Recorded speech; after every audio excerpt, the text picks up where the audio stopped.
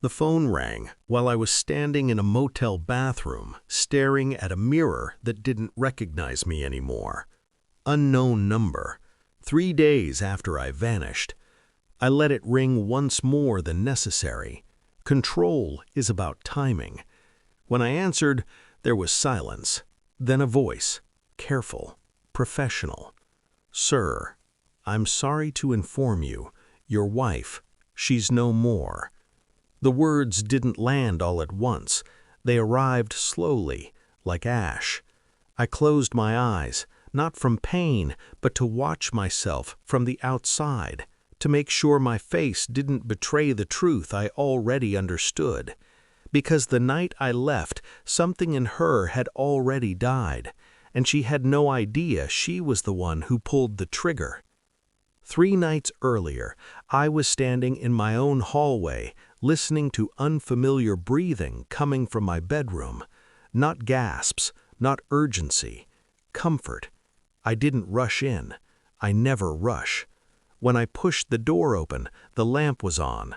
That mattered. She wanted to be seen. She sat on our bed, my side untouched, wearing the calm of someone who had rehearsed this moment. A man stood behind her, barefoot, smiling like a guest who planned to stay. "This is happening," she said, voice steady. "I'm opening our marriage. If you have a problem, leave."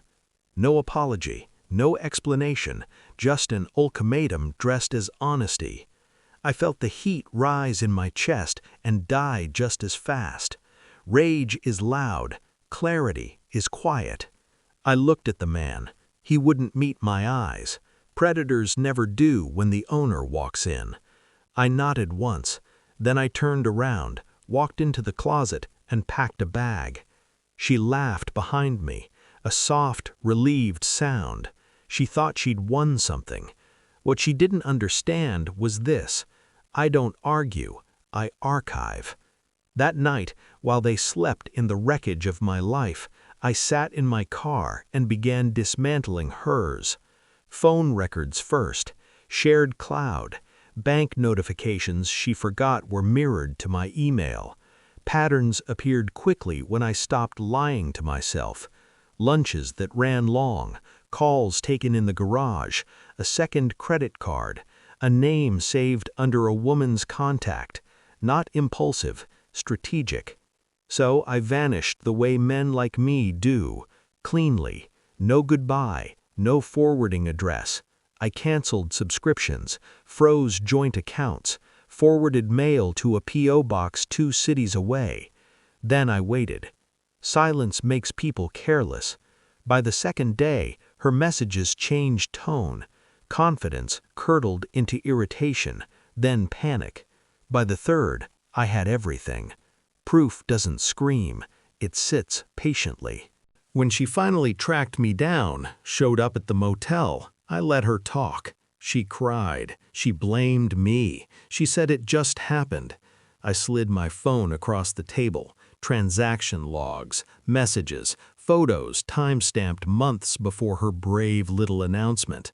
"You didn't open the marriage," I said. "You just wanted permission retroactively." Her face collapsed, not from guilt, from exposure. I stood, left the room key on the dresser, and walked out while she was still trying to breathe. That was the last time I saw her alive.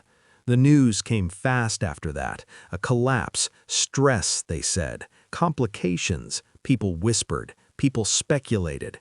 I listened without speaking. At the station, the officer asked if I wanted to see her. I declined. I'd already seen who she was. They told me she left a note, not for me, for the man. I almost laughed. In the end, even her final words belonged to someone else. Now I'm back in my apartment, legally mine alone. Her things are gone, so is her name.